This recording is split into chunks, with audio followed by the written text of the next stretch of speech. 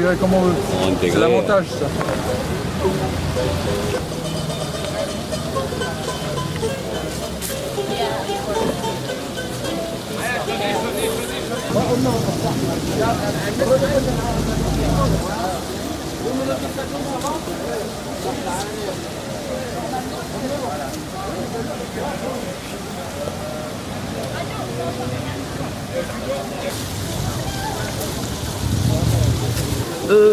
Au marché de la Villette, j'ai rencontré une dame française mais d'origine maghrébine qui faisait de l'aide à domicile pour les gens âgés.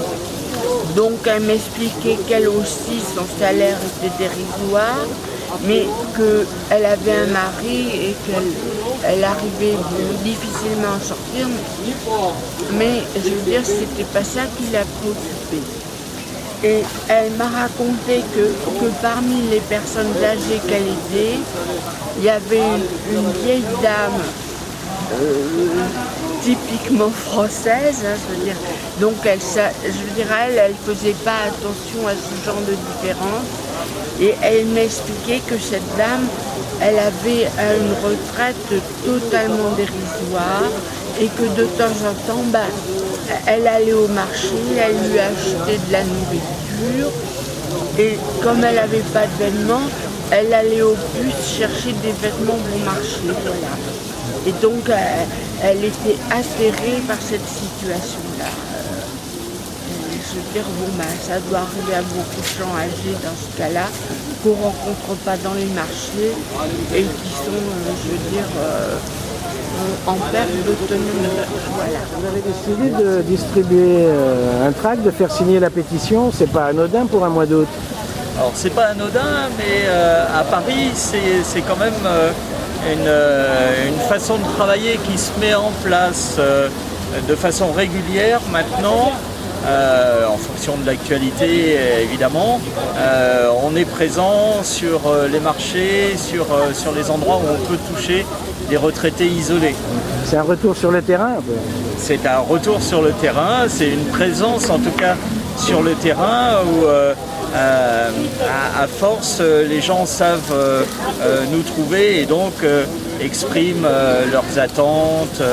Des fois font des commentaires sur l'actualité, mais on sent maintenant que c'est utile de nous retrouver. Alors que vous disent les gens justement, les retraités notamment? Alors les retraités, ils font part bien évidemment des difficultés qu'ils vivent au quotidien, des petits soucis de leur démarche aussi. On sent vraiment que la présence des retraités CGT leur permet de rompre une forme d'isolement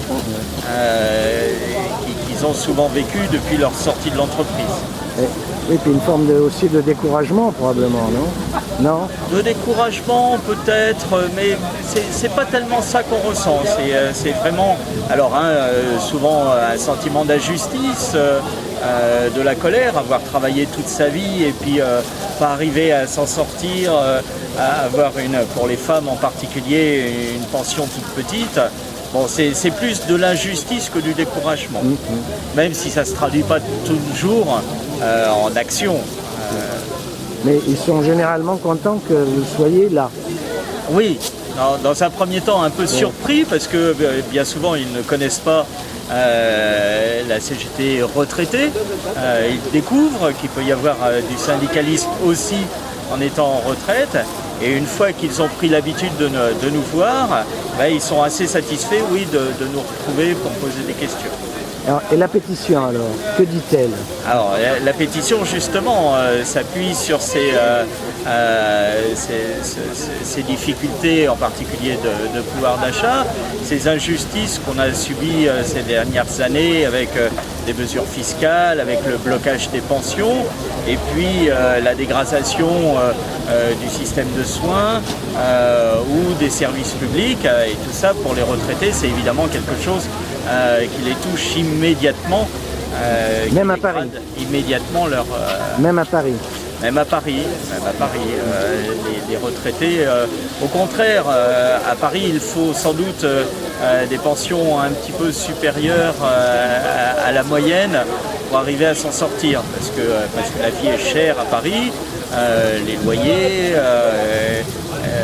toutes les activités, ne serait-ce qu'on est sur un marché. Quand on regarde les prix autour de nous, on voit que les retraités auront du mal à pouvoir faire leurs courses, ne serait-ce que leurs courses. Alors quelle va être la destination de la pétition? Alors cette pétition, d'abord elle est unitaire, ce n'est pas la CGT seule, ça c'est plutôt bien accueilli aussi. Cette pétition, on a l'intention de la remettre au président de la République à la fin du mois de septembre. Merci Pierre.